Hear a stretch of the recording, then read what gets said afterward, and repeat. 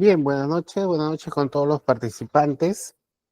Vamos a hablar durante esta hora y media sobre la residencia y la supervisión de obras, pero enmarcadas ya en nuestra nueva ley de contratación, en nuestra ley general 32.069 y su reglamento. Vamos a ver qué nos dice nuestro reglamento, qué nos dice nuestra ley respecto pues al residente, al supervisor y qué cosas debemos contemplar. Quien les saluda, como habíamos dicho ahí, los amigos del SG, yo soy el ingeniero Mario Lorte y soy ingeniero civil. Tengo ya más de 10 años en la ejecución de obras, tanto como residente como supervisor, y ahora último ya como especialista en la parte ya estructural. Entonces, vamos a ver qué es lo que nos menciona. El SG ha preparado en realidad un curso de 5 sesiones donde vamos a contemplar distintos escenarios que nos otorga nuestra normativa, ¿no? Desde los conceptos previos que en un momentito vamos a empezar a hablar, eh, y también escenarios, por ejemplo, sobre las nuevas definiciones que han entrado en vigencia a partir del 22 de abril de este año, ¿no? Por ejemplo, ya no hay cuaderno de obra a la hora que ejecutamos nuestras obras, ahora se llama cuaderno de incidencias. Y ustedes dirán, simplemente es un cambio de términos, sí, pero es un cambio en realidad de paradigma, un cambio de objetivos que lo que busca pues es transparentar y ejecutar el gasto de una mejor manera, ¿ya? De una mejor manera. Vamos a hablar de las penalidades, eh, términos nuevos dentro de las modalidades de pago. Antes hablábamos de los sistemas de contratación, ahora el término es modalidad de pago, ¿ya? Modalidad de pago, a ver, yo no puedo visualizar. Ah, ya, no puedo visualizar los mensajes. Entonces, este curso de 5 sesiones que vamos a hablar, vamos a hacer un recorrido con lo que dice la normativa. Ustedes me dirán, ingeniero, a la hora que uno ejecuta la obra, una parte importante es la parte técnica, la parte del conocimiento de la ejecución contractual. Sí, yo no estoy diciendo que eso no sea importante, pero otra parte importante vendría a ser la normativa, lo que te estás permitido a realizar cuando ejecutas las obras, ¿no? Para que no te penalicen, para que tú puedas concluir de una manera efectiva. Entonces, vamos a hablar de las valorizaciones. Hay un cambio en el tema de las valorizaciones de obra, porque antes utilizábamos el Decreto Supremo 011 del año 79 BC para poder reajustar. Ahora no. Ahora ya la DGA es la que se va a encargar de decirnos cómo lo vamos a hacer. Hasta el momento todavía no ha salido. Y de ahí otras técnicas dentro de las buenas prácticas que se están implementando en esa nueva normativa, por ejemplo, la ejecución fast tracks y una serie de dispositivos que ya vamos a hablar. Entonces, como pueden ver, hay 5 sesiones donde vamos a hacer un recorrido por toda la ejecución contractual y escenarios de la norma y al mismo tiempo absolver las consultas que ustedes tengan. ¿Qué podríamos decir? Esta norma es del año 2024, la ley 32.069, pero toda ley es general, necesita un reglamento que especifique cómo se van a realizar lo mencionado en la ley, ¿no? Y ese reglamento entró en vigencia el 22 de abril, ¿no? Ahí estamos viendo de manera rápida. Es común, es normal que la ley se actualice, ¿no? Cada 3, cada 4 años, cada 5 años, y aparezcan pues nuevas directivas, nuevos objetivos. En este caso, lo que tiene esta ley 32.069, que es un cambio, en realidad vamos a decir, importante en la contratación. Evidentemente nosotros nos vamos a enfocar en el curso en el objeto obra. Entonces, es un cambio importante en la ejecución de las obras, ¿no? Hay muchas modalidades, vamos a decir así, hay nuevos sistemas de entrega de obras.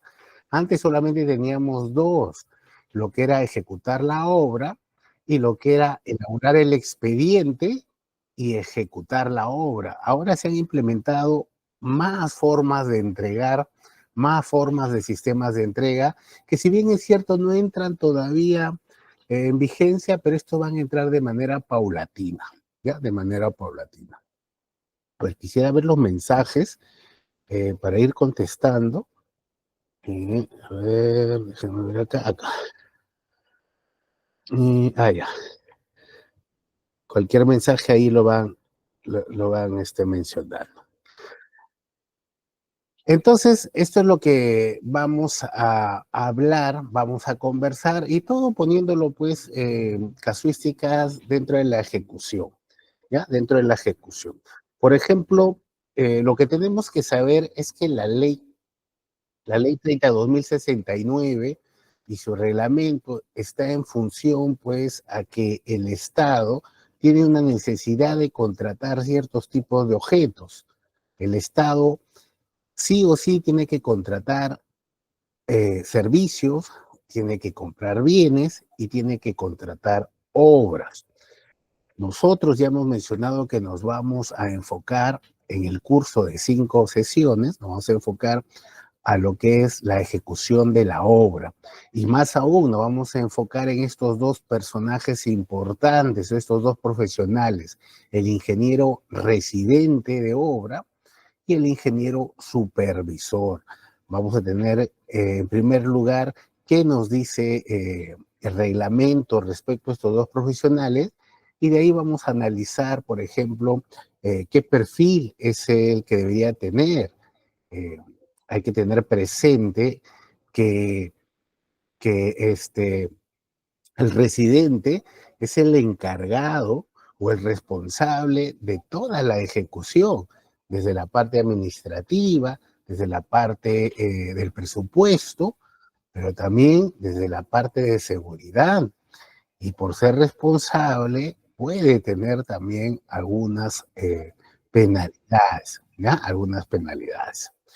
Entonces, el Estado tiene una necesidad de contratar bienes, servicios y obras, y lo hace a través de una nueva secuencia de actores, en el que se encuentra al proveedor, quien es quien va a brindar, en este caso, la obra, y la entidad contratante. Pero dentro de esos dos personajes se van a encontrar una serie de entes que eh, van a verificar eh, que esta obra se ejecute de la mejor manera. Y aparece, pues, en este caso, la DGA, la Dirección General de Abastecimiento, ¿no? Quien se va a encargar de todo lo que es las contrataciones.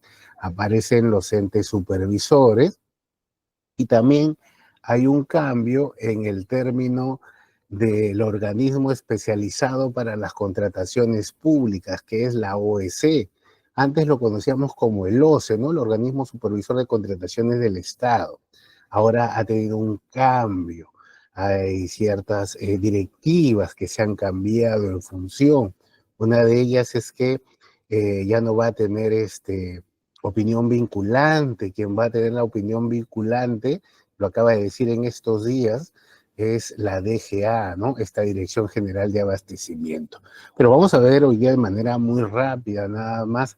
Entonces los actores son el proveedor, la entidad, la DGA, la OEC, que en este caso pues es la plataforma, y juega un rol importante estas plataformas de Perú Compras, el CIAF, etcétera. Lo que debes saber para tú ejecutar una obra de la mejor manera es que saber si te encuentras frente a una obra, pues, porque no toda actividad que esté relacionada a la construcción es una obra. Por ejemplo, yo les pregunto, cuando se reparan las pistas, ¿eso estará catalogado como obras? Por ejemplo, la limpieza de cauce de los ríos, estaremos frente a obras, por lo que vemos ahora de la limpieza de las carreteras con bastante personal, ¿no? Limpiando cunetas, barriendo las veredas. Esos serán obras. ¿Ustedes qué opinan? ¿No? Pero no es tanto qué opinan, sino qué nos dice la norma, qué nos dice la norma, y en base a eso nosotros tenemos que regular, ¿no? La norma nos menciona que una obra, y esto es un concepto que ha cambiado con respecto a la ley anterior, ¿ya? Lo que han cambiado son las actividades. Lo que nos dice ahorita el reglamento o la ley 32.069 nos dice que las actividades de construcción, reconstrucción, mejoramiento, ampliación, rehabilitación, demolición, refacción, pueden ser obras siempre y cuando tengan estas características, que requieran un expediente técnico, que requieran dirección técnica, que cuenten con mano de obra, materiales o equipos, ¿no? Y que todas estas componentes estén relacionados pues a las edificaciones o las infraestructuras. Cuando estas actividades tengan estas características, estaremos frente a una obra, ¿ya? Estaremos frente a una obra. Entonces, desde ahí vamos a partir, porque si yo les comento muchos casos, por ejemplo, yo tenía un amigo que ya es ingeniero civil, estaba ejecutando trabajos y me llama que no le querían pagar su valorización porque él no había anotado en el cuaderno de obra todos los días. Y me preguntaba, Mario me dice, ¿en qué parte del reglamento dice que hay que anotar todos los días las incidencias en el cuaderno de obra? Y no lo dice, pues, no lo dice. Ni siquiera esta ley menciona que hay que anotar todos los días. Entonces yo le pregunto, ¿estás en una obra? Y él me decía que sí. Y no, él se encontraba en un servicio. Si bien es cierto, estaban reparando carreteras, pero era un servicio. Y como parte de su contrato, el servicio tiene sus propias reglas. Le habían dicho, pues, de que tenía que anotar todos los días para valorizar. Entonces, de ahí nace un poco la importancia de poder determinar si es una obra o no. Evidentemente, la entidad lo va a definir, pero no está de más que nosotros lo tengamos presente, ¿ya? Lo tengamos presente. Pero vamos a ver si hay por ahí algún comentario. Ya está. Y, a ver, las entidades ejecutan las obras de dos formas. Cuando los hacen ellas mismas, a través de sus propias áreas, a través de sus propios, su propia gestión interna, se llaman obras por administración directa, obras presupuestarias directas. Ya, estas sí están enmarcadas según la ley y no es tópico del curso. ¿Por qué? Porque más que todo lo que menciona es que es la propia entidad quien debe ir generando sus propias directivas en base pues a esta ley general. Y la otra forma de ejecutar las entidades sus obras es a través de contratar a una empresa especializada, y de eso sí vamos a hablar. Son las obras por contrata, y estas están reguladas en este momento con la ley 32.069 y su reglamento que entró en vigencia el 22 de abril. ¿Ya? El 22 de abril, y de eso vamos a hablar nosotros durante esas 5 sesiones y, y vamos a ver qué nos menciona la normativa. Lo interesante de esta normativa es que nos muestra algunos actores presentes, no solo los anteriores que estaban en la norma anterior. Antes nos mencionaba quién era el residente, quién era el supervisor y quién era el jefe de elaboración del expediente técnico. En este caso ha implementado a lo que es el coordinador para la ejecución en esta modalidad rápida, ¿no? El fast tracks. Entonces los ha incorporado. Si bien que es cierto, esos profesionales sí los veíamos, sí existían a la hora que ejecutaban las obras, pero ahora está establecido ya quiénes son y cuáles son las características que debe tener. Entonces vamos a hablar de quién es el coordinador de obra. Y nos menciona pues que este coordinador es un profesional colegiado, habilitado, ¿no? De la carrera de ingeniería o arquitectura y que no tiene menos de 2 años de experiencia. ¿Y por qué no puede ser pues un abogado? ¿Por qué no puede ser un doctor? ¿Por qué dice la norma que tiene que ser un ingeniero o un arquitecto? ¿Ustedes qué dirán? ¿Ustedes qué mencionarán? Bueno, tiene que ser un ingeniero, un arquitecto, porque tiene que estar relacionado con el objeto de la contratación. Pues en este caso el objeto de la contratación es la obra.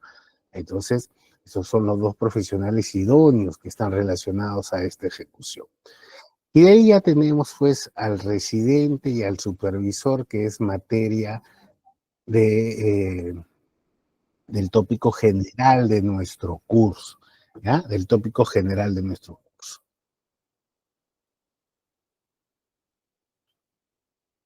Ya está.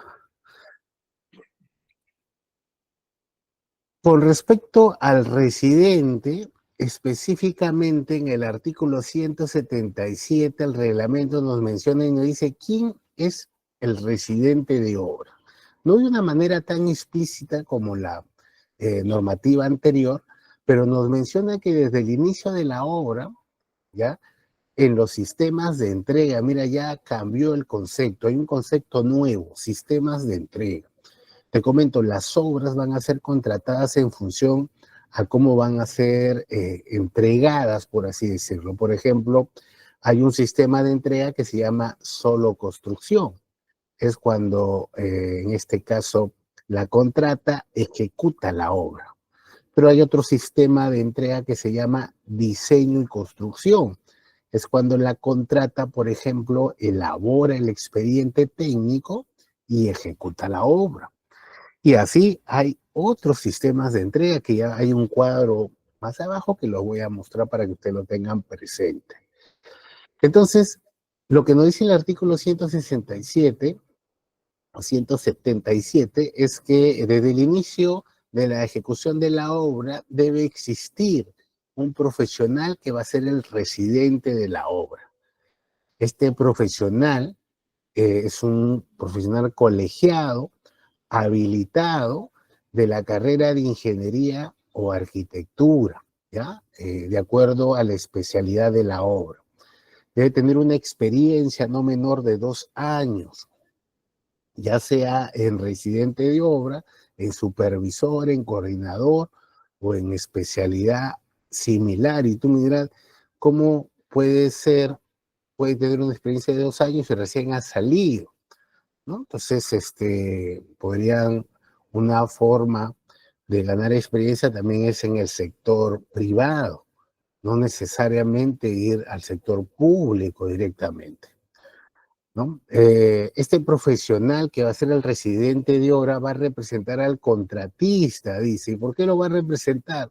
Porque no necesariamente el dueño de la contrata tiene una carrera afín a la ejecución de la obra, ¿no? Puede ser un abogado, puede ser un doctor, y sin embargo él va a contratar pues a un especialista para que lo represente y ejecute pues esta labor.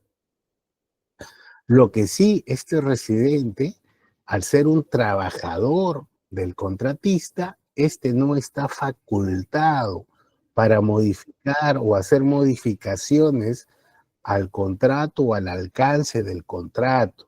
Ténganlo presente. A veces el expediente dice pues que yo tengo que pintar de color verde los muros y el residente dice no, hay que pintarlo de color no sé, crema. Él no puede, ahí estaría cambiando el contrato. Entonces, yo digo que no se pueda. Lo que tiene que hacer es consultar y sustentar por qué hacer, ¿no? Porque este residente no puede estar prestando servicios en otras entidades, ¿no? En otras entidades. Él va a representar o va a ser responsable de la parte administrativa, de la parte del presupuesto, de la parte de la planificación, de la parte de la ejecución, de la parte de la seguridad, de la ejecución de la obra. Este va a ser responsable total. O sea, si hubiera un accidente, puede llegar hasta una denuncia ahí penal si en caso hay una negligencia o ha habido de repente condiciones inseguras. Tenga mucho cuidado. Tenga mucho cuidado cuando ejecuten ustedes sus obras. Entonces, ténganlo claro, ¿ya? Ténganlo claro. Entonces, este sería la definición que nos muestra el artículo 177. Ya en el curso vamos a ahondar un poco más qué características, qué perfil, qué tipo de habilidades blandas podría tener, qué tipo de... eh, hay que recordar que cuando uno ejecuta una obra hay una serie de contingencias y en este caso el residente tiene que dar solución. Recuerda, si la mano de obra está detenido, es muy costosa en realidad, ¿ya? Es muy costosa. El artículo 186 del reglamento de la ley 30/2069 nos menciona y nos dice quién es el supervisor, ¿no? Que también es materia de nuestro curso, el supervisor de la obra. Y empieza definiendo que el supervisor ya es un profesional que puede ser una persona natural, ¿ya? Que debe tener las mismas características o características superiores a la del residente de obra, ¿ya? Nos menciona pues que debe tener las mismas calificaciones, ¿ya? Las calificaciones. Nos menciona que este supervisor no puede ser ejecutor ni integrante del plantel técnico en un mismo proyecto. Esto para los sistemas de entrega solo construcción, ¿ya? Y nos menciona que, si bien es cierto, el término es supervisión y esto puede ser una persona jurídica, se debe designar o se debe decir quién va a ser el profesional que va a tener pues la función de ser el supervisor, al margen de que sea una persona jurídica, ¿ya? Al margen de que sea una persona jurídica. También este mismo artículo ya nos menciona que el cargo de supervisión puede darse de dos formas. Puede existir el supervisor o puede existir el inspector. ¿Y cómo me doy cuenta quién es cuál, quién no es cuál? El supervisor se va a determinar si es un profesional que no tiene una relación contractual con la entidad, o sea, le han contratado a un profesional que no trabaja para la entidad. Y se le va a decir inspector cuando este profesional ha sido designado por la entidad, o sea, trabaja para la entidad y ha sido designado mediante un proveído, etcétera, que va a tener la función de supervisar una obra. En ese caso se le llama inspector de obra, ¿ya? Inspector de obra. ¿Qué funciones va a tener? El supervisor es el encargado, el responsable de velar directa y permanentemente por la correcta ejecución técnica de la obra. ¿Ya? Va a representar a la entidad y su trabajo es mirar pues que el contratista ejecute la obra de acuerdo a lo establecido en el expediente técnico y en el contrato. Y también de absolver consultas también. Consultas que no conlleven a modificaciones del expediente, porque él tampoco puede modificar el contrato. Y si hay consultas que puedan originar modificaciones, se las van a hacer a la propia entidad o al proyectista, ¿ya? O al proyectista. Ya durante las clases que vamos a tener, ahí sí vamos a ahondar un poco más, qué características, qué perfil, qué obligaciones tiene este profesional a la hora de ejecutar. Entonces, acabamos de ver que la definición de obra, acabamos de ver las formas como la entidad ejecuta las obras, los profesionales que están presentes a la hora de ejecutar, el coordinador, el tema del residente, el supervisor, ¿no? Faltarían los dos personajes contractuales, la entidad, quien es el que requiere la ejecución de la obra, y también la contrata, que es la empresa especializada para que ejecute esos trabajos, ¿ya? Ejecute esos trabajos. Ahora vamos a ver si hasta ahí hay comentarios. Ya, no sé si esto está bien. Ya está. Listo. Miren, el reglamento de la ley 32.069 ha definido, bueno, ya son cosas que ya teníamos presente, pero ya lo ha puesto, ya lo enmarcó. Ha definido las especialidades y las subespecialidades y tipologías de la obra. ¿Por qué? Porque va a haber obras que van a poder ejecutarse de una manera y otras no, y otras. Entonces ya nos está definiendo, ¿no? Nos está diciendo ahí pues que es la especialidad de acuerdo a la tipología, tenemos las edificaciones o afines, las obras viales, las obras de saneamiento, ¿no? También tenemos las subespecialidades, etcétera. Hay todos unos conceptos dentro de esta norma donde nos dice, por ejemplo, dentro de las obras en edificación tenemos las construcciones, refacciones, ampliaciones, mejoramiento, etcétera. O sea, ya nos está diciendo dónde van a encajar, ¿ya? ¿Dónde van a encajar? Entonces, ustedes vamos a tener que tenerlo presente de manera ya intrínseca, cómo se van a ejecutar estos proyectos. Nos vamos a saltar y nos vamos a ir a un concepto que es nuevo. ¿Y por qué miras concepto nuevo? Porque antes hablábamos de las modalidades de ejecución, que eran el llave en mano y era el concurso oferta, ¿no? Pero ahora la nueva ley de contrataciones nos habla de las modalidades de pago. O sea, nos está dando modalidades de pago y antes no teníamos modalidades de pago. Lo que había anteriormente era lo que se llamaba los sistemas de contratación, que para el caso de obras eran tres. Pero ahora con respecto a las modalidades de pago, en realidad son cuatro las modalidades de pago para yo poder, para los sistemas de entrega de obra, construcción.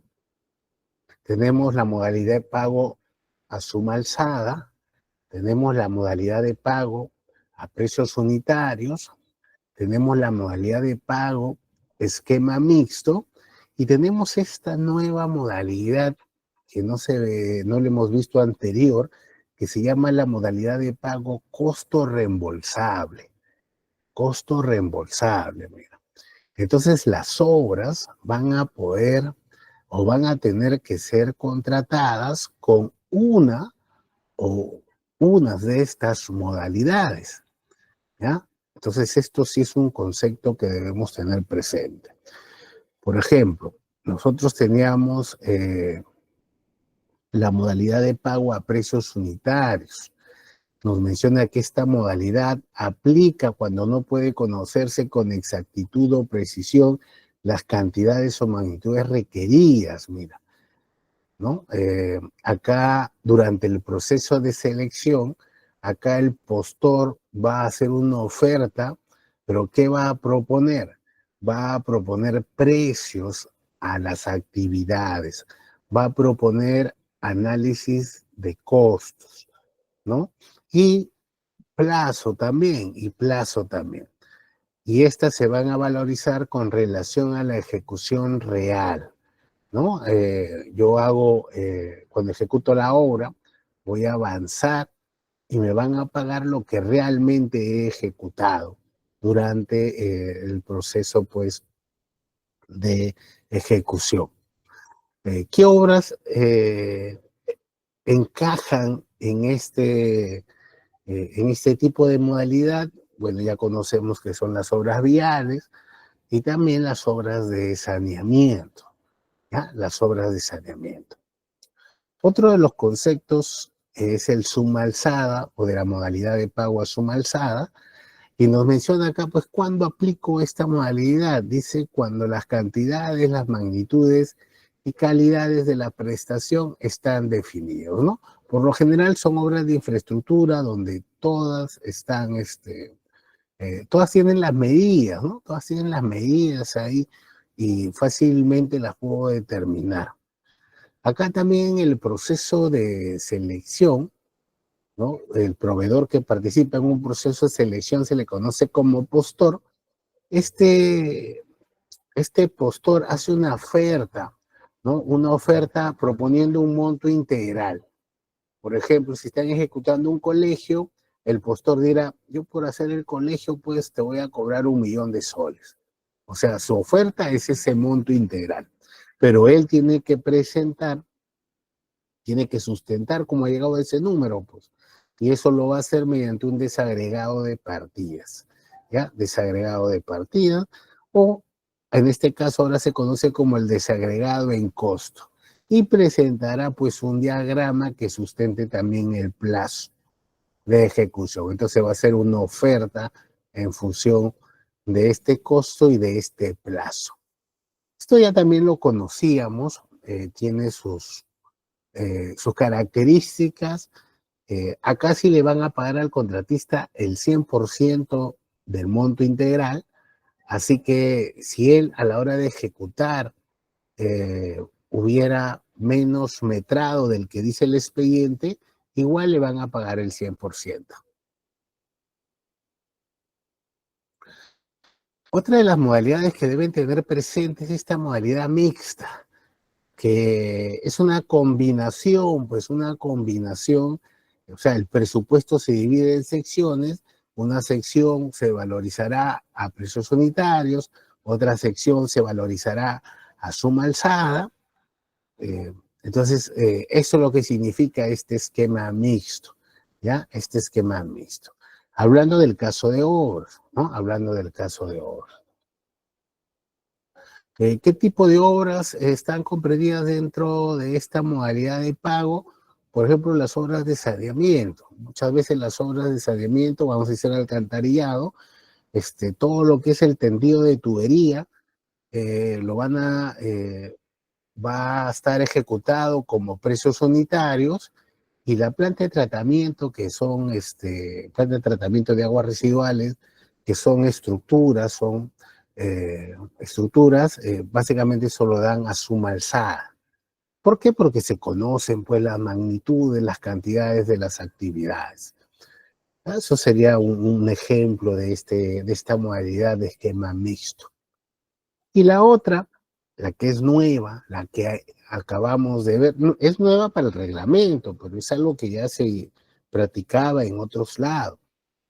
Es esta modalidad de pago costo reembolsable, ¿no? Nos menciona que esta modalidad de pago se aplica cuando la entidad requiera reembolsar al contratista los costos reales en los que incurre durante la ejecución del contrato, tras el sinceramiento de las cantidades, precios, plazos y gastos generales. Como pueden ver, si la modalidad de pago es costo reembolsable, prácticamente se le va a pagar al contratista lo que pueda sustentar, ¿no? Tiene que presentar pues cómo ha comprado, en este caso, los insumos, y de acuerdo a esos cálculos se le va a reembolsar. Acá ya no habría reajuste. Pues. ¿Por qué no habría reajuste? Porque se le va a pagar lo que realmente ha cancelado o lo que él realmente ha comprado. Entonces lo que se busca en esta modalidad de pago es repartir las ganancias o también las pérdidas, ¿no? Entre el contratista y la entidad. Para esto va a haber un contrato que especifique pues exactamente cómo se va a dar, cuáles son estas condiciones, etcétera, ¿no? De acuerdo a los objetivos que están establecidos en las bases de la contratación. Estos serían las 4 modalidades de pago que aparecen en esta normativa y que vamos a hablar nosotros, ¿no? Entonces es uno de los términos nuevos que nosotros tenemos que conocer. Ahora vamos a ver si por ahí han comentado. Ya está. Listo, ahí está. Entonces ya vimos la ejecución de la obra, ya hablamos de los personajes, los profesionales que participan, y hemos visto cómo se van a contratar ahora estas obras. Y nos falta, para poder enmarcarnos ya dentro de la ejecución, hablar pues de los sistemas de entrega. Mira, el artículo 158 del reglamento ha definido los sistemas de entrega. Antes la forma de contratar las obras eran para ejecutar las obras como ejecutor de obras. De repente había por ahí una modalidad llave en mano que significaba pues que el contratista elabora el expediente técnico, lo equipa y pone en funcionamiento la obra, o también el concurso oferta que consistía en elaborar el expediente técnico y ejecutar la obra. Pero ahora este artículo 158, ¿qué nos menciona? ¿Qué nos menciona la ley 32.069? Que la entidad que va a contratar la obra va a tener que determinar eh, el sistema de entrega de esta obra. Y nos vamos a ir de frente, una especie de resumen. Y los sistemas de entrega tenemos ahí, ven, solo construcción, diseño y construcción, diseño, construcción, operación y mantenimiento, gestión del riesgo y construcción al riesgo, gestión del diseño y construcción de agencia, entrega integrada de proyectos o alianzas, solo formulación, solo diseño.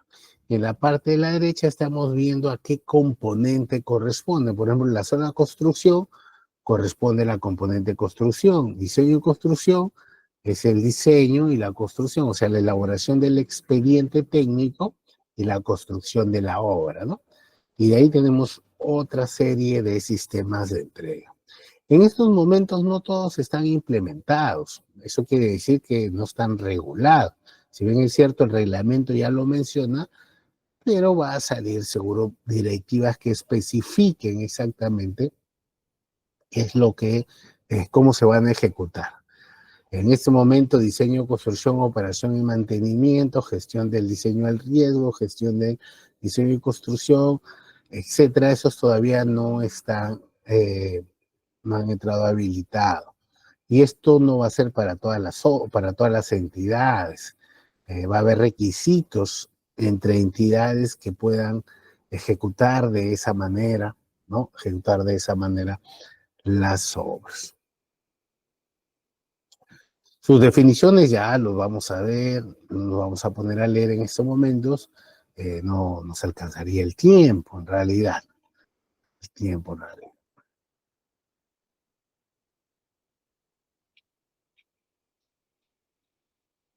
Otro de los conceptos que vamos a hablar durante esos 5 sesiones, aparte de las ampliaciones de plazo, aparte de las obras, los adicionales, de las consultas, tenemos que definir el expediente técnico. ¿Y por qué tenemos que definir el expediente técnico? Porque este expediente técnico contiene la información de cómo se van a ejecutar las actividades y cuáles van a ser las actividades que yo deseo ejecutar, ¿no? Hay que tener presente que el artículo 170 nos menciona que el expediente, y este concepto es nuevo, con respecto al anterior, nos menciona que el expediente técnico debe tener una coherencia con los objetivos del alcance y los parámetros que sustentan la viabilidad o aprobación de la inversión. O sea, tiene que estar enmarcado en esos objetivos para que este expediente se apruebe, ¿ya? Se aprueba.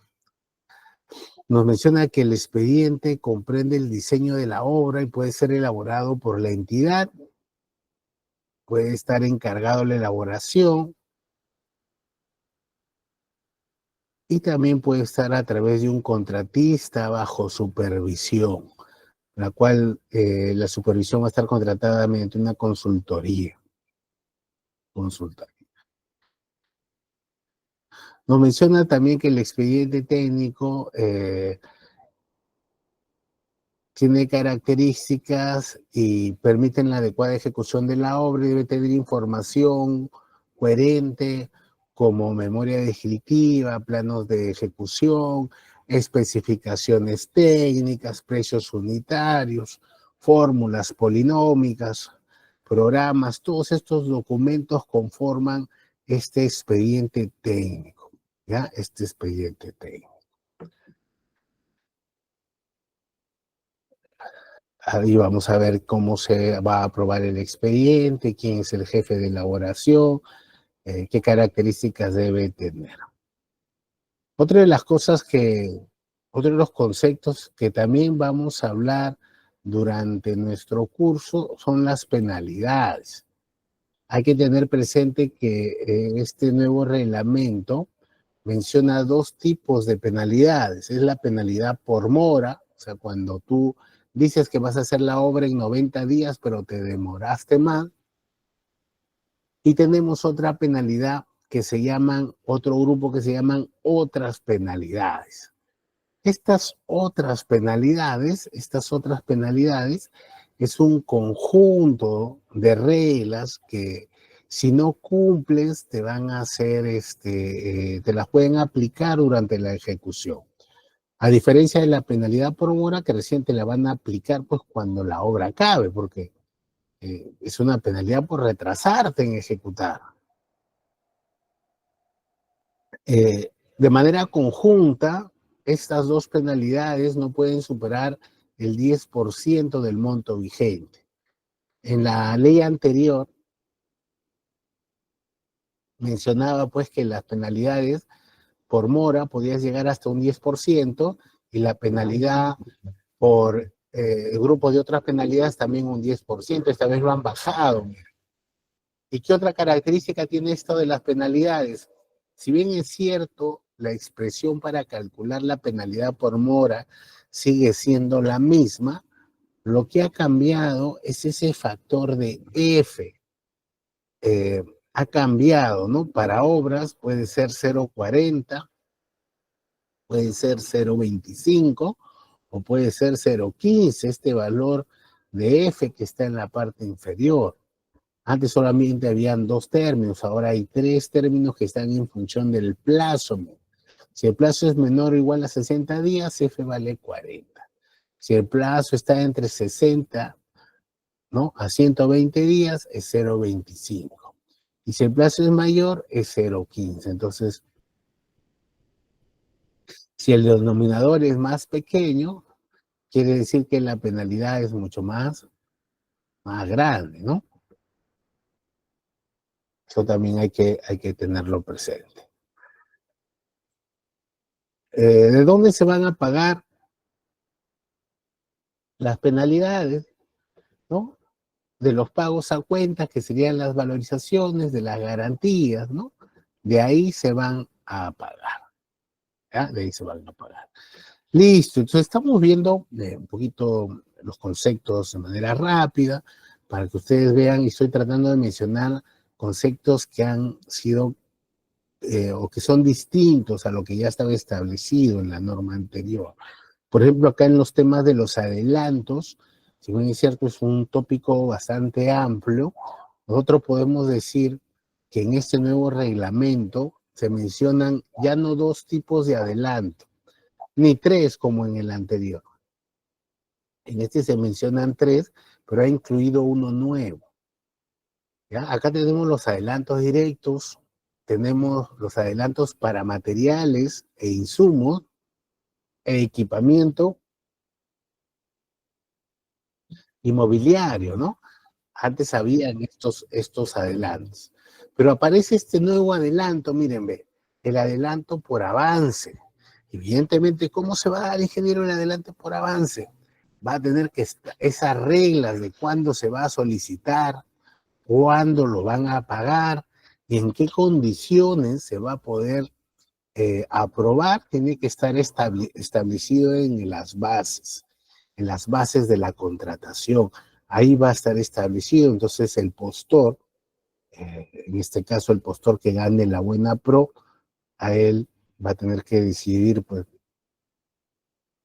si va a solicitar este avance, ¿no? Por adelanto. Hay que tener presente que la suma de los adelantos no puede exceder, pues, en este caso, el, para el adelanto directo no puede exceder en 10%. Y para el adelanto para materiales no puede exceder en 20%. Y también para un adelanto por avance no puede exceder en 10% también. Eso quiere decir que el contratista puede solicitar estos tres tipos de adelanto durante la ejecución siempre y cuando esté previsto, pues, ¿no? Esté establecido de que así va a ser durante la ejecución de esos proyectos. Pero vamos a ver, parece que hay una consulta.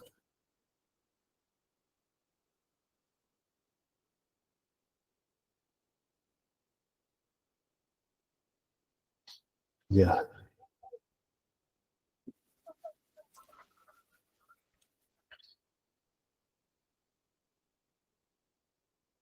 Entonces ahí tenemos los tipos de adelantos, ¿ya? Los tipos de adelanto.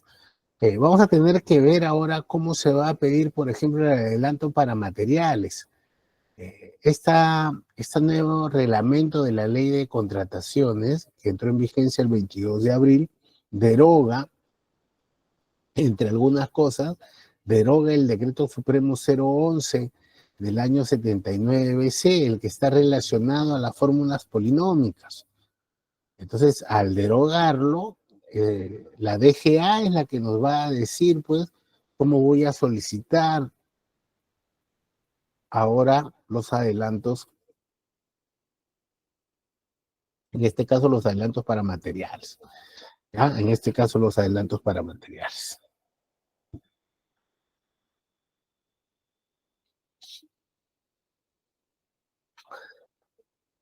Hay todo un proceso para solicitar los adelantos, etcétera, no vamos a entrar nosotros. Lo nuevo que también tienen que tenerlo presente, y justo en estos días me llama un proveedor que quería adquirir este beneficio que vamos a mencionar. Mira, reglamento establecido incentivos para el proveedor. Ya, incentivos para el proveedor. Por ejemplo, dice que las entidades contratantes ya pueden establecer en las bases ya algunos incentivos. El primer incentivo que propone o regula en este caso el reglamento es el incentivo pues de culminar en una fecha anterior a la programada. ¿Qué te quiero decir? Que cuando el contratista finalice la ejecución de la obra antes de la fecha programada, ¿ya? Programada, este, el contratista, el contratista puede adquirir este beneficio, este incentivo, ¿ya? Este incentivo. ¿En qué se va a basar este incentivo? Que la entidad contratante va a pagar al contratista el monto de gastos generales variables diarios por el número de días de diferencia entre el plazo de la ejecución y el número de días reales de la ejecución.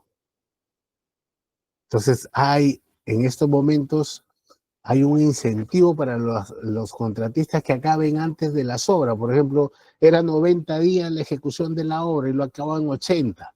La entidad le tiene que dar eh, los gastos generales variables correspondientes a esos 10 días como incentivo. El otro incentivo, el otro incentivo tiene que ver con estándares ambientales. O sea, quiere decir que las entidades que propongan que van a ejecutar con estándares ambientales altos, ya altos, Evidentemente, las reglas de la contratación deben decir cómo se va a medir o en función de qué voy a medir que el estándar sea alto, pues. ¿Ya? Entonces las entidades van a otorgar una bonificación del 1% del monto del contrato original, quienes puedan demostrar, pues, quienes puedan demostrar de que eh, han incorporado dentro de su ejecución este estándar adicional, ¿ya? Este estándar adicional. Y el tercer incentivo, dice, es cuando se emita un pronunciamiento debidamente sustentado sobre el total de las consultas del cuaderno de incidencia. Este es un incentivo para el supervisor. Al supervisor también se le va a incentivar, siempre y cuando él eh, responda a las consultas en un plazo menor o igual al 50% del plazo contractual. Por ejemplo, si el plazo me dice que el supervisor tiene 5 días para contestar una consulta, entonces si lo hace antes del 50% del plazo, al final se le computa y de repente se le puede dar este incentivo que equivale a un 3% del monto del contrato, ¿no? Un 3% del monto del contrato, es bastante. Entonces ahí hay que ver. ¿Ya? Eso es nuevo, ¿no? Otro de los incentivos que hay es para los postores, por ejemplo, dice los que puedan mostrar que van a tener mejoras durante la ejecución de la obra, se le va a otorgar un puntaje mayor, ¿no? Si dentro de su oferta está. Y justo hace unos días me llama un postor y me dice, ¿cómo puedo yo eh, ofertar que voy a tener una mejora, ¿no? Entonces, como me hablaba de que era un puente, entonces yo le digo, ¿el puente de cuántas luces? De casi 12 metros. ¿Qué han previsto? Han previsto un falso puente de madera. Entonces yo le digo, tú pon la mejora de que vas a utilizar paneles, ¿no? Vamos a ver si eso funciona. Recuerda que estamos ahorita adaptándonos a la ejecución de esta nueva normativa, ya la ejecución de esta nueva normativa.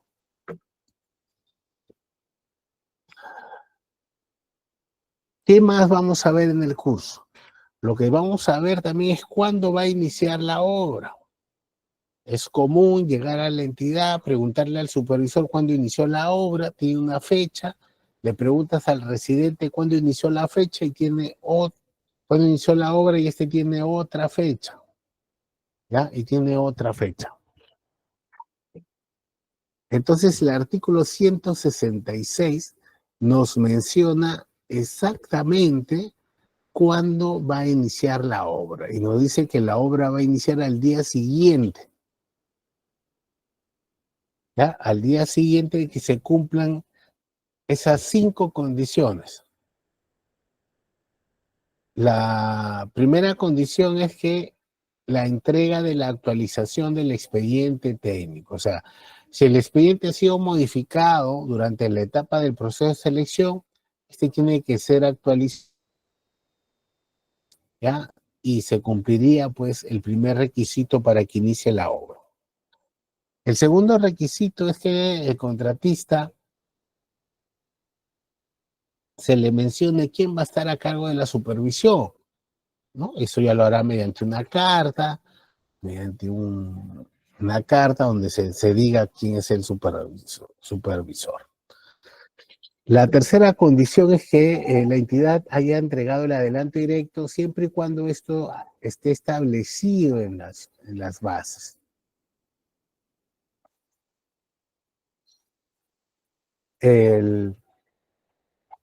La otra condición es que la suscripción del contrato tripartito para la conformidad de la JPRD, ¿no? Se nos menciona ahí un, esta nueva condición. Y finalmente, que en el caso de obras se mencione pues la entrega total o parcial del terreno. Cuando estas 5 condiciones han sido cumplidas, la obra debería iniciar al día siguiente, ¿ya? Debería iniciar al día siguiente. ¿Podemos diferir de la fecha de inicio? Sí, también el artículo establece algunas condiciones para que no inicie la obra en esa fecha, ¿ya? En esa fecha.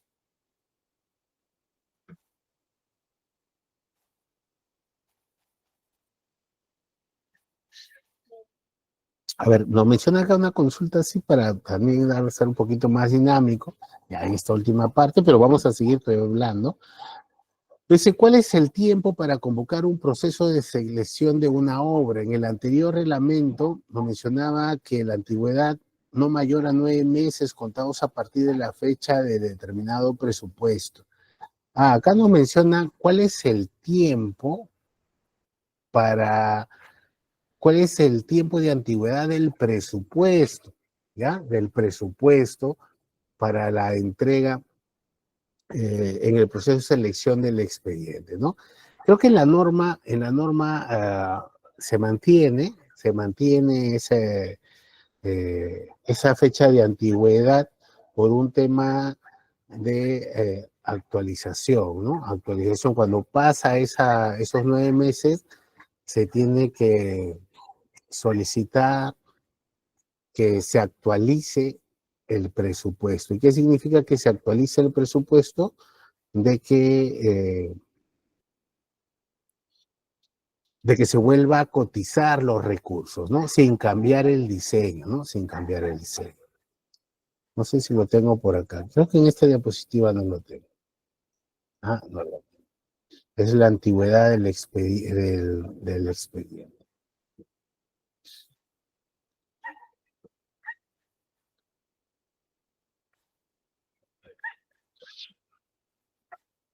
Otro de los cambios que vamos a ver en esta nueva norma, es este cuaderno de incidencia. Antes lo que teníamos era el cuaderno de obra digital, que a través de una plataforma del OCE, yo podía, pues, eh, podía linkearme y ahí ir anotando todas las incidencias que sí iban ocurriendo durante la ejecución. En este caso, vamos a tener este cuaderno de incidencia, que según el artículo 188, dice que este cuaderno de incidencia forma parte de la Pladicot. La Pladicot es la plataforma general que va a unir las distintas plataformas que ya tenemos dentro de la gestión pública. Por ejemplo, el CIAF, por ejemplo, eh, el mismo Contraloría, eh, Perú Compras. Entonces la Pladicot es la que va a reunir todas estas plataformas dentro de esta plataforma general, vamos a decir, ¿no? En el cual van a estar registrados. Entonces este cuaderno de incidencias va a formar parte de esta plataforma y ahí se van a registrar o anotar, ¿no? Todos los hechos que ocurran durante la ejecución de las obras, ¿ya? Para aprobar los trabajos, para hacer las consultas, etcétera, ¿ya? Lo que tienes que tener presente es que el cuaderno de incidencias se va a usar como sustento de las modificaciones contractuales según corresponda, ¿ya? Entonces, yo ahorita no estoy como residente, entonces no tengo acceso, pero son las nuevas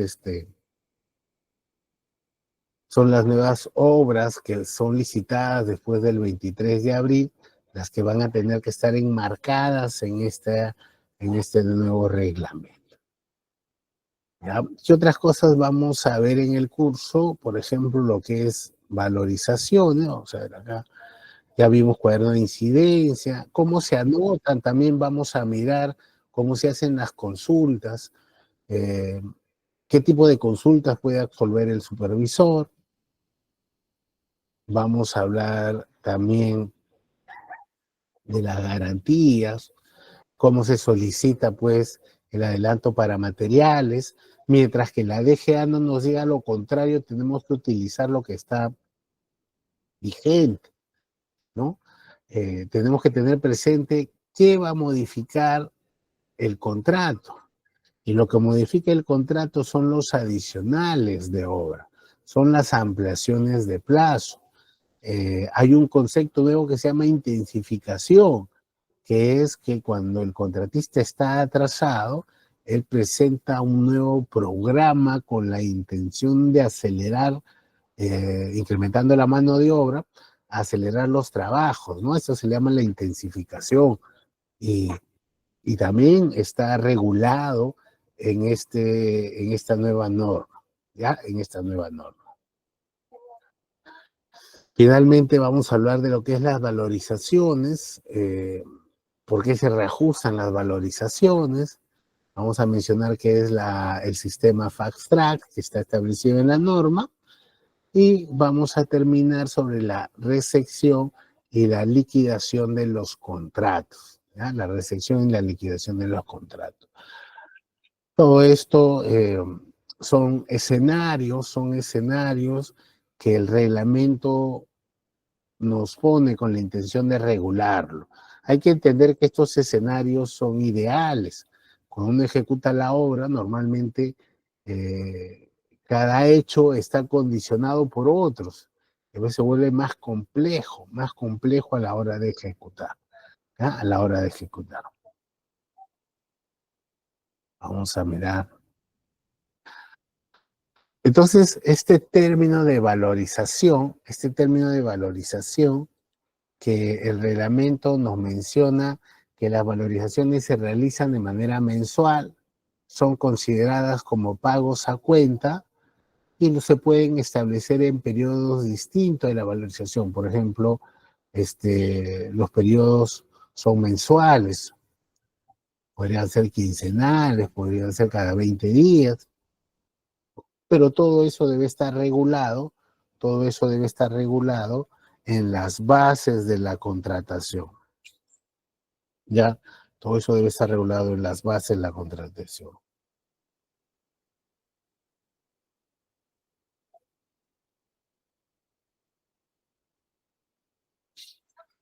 Entonces, el proceso de valorizar, el proceso de reajuste,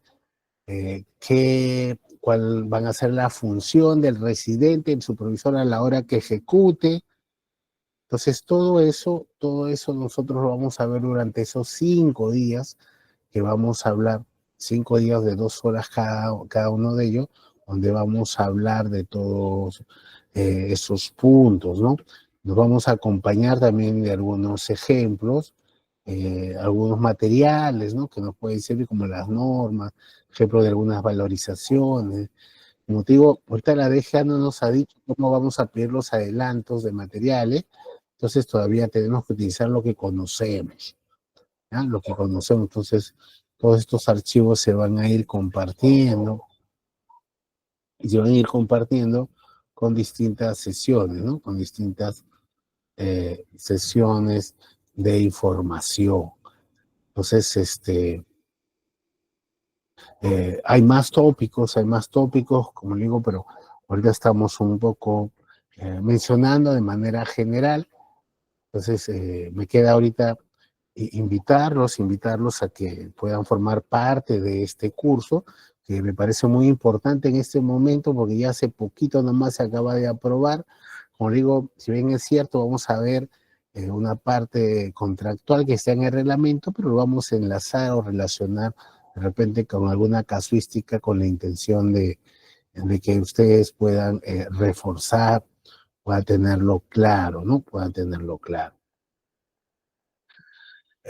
Yo con esta parte estaría terminando o mencionando como parte del tópico general, reiterándole prácticamente todos los puntos que vamos a realizar la próxima semana, con la intención de que ustedes tengan claro el proceso contractual y que está establecido en la norma, ¿no? Por ejemplo, que sepan hasta cuánto será el monto máximo que puedo solicitar para adicionales de obra. El relleno el relleno o el incremento de relleno como partida se podrá definir como un mayor metrado o como adicional. Entonces son cosas que nos ocurren durante la ejecución y que si no tenemos claros los conceptos no va a poder, eh, no se va a poder definir y no se va a poder determinar cuál es el escenario ideal para que eso te apruebe.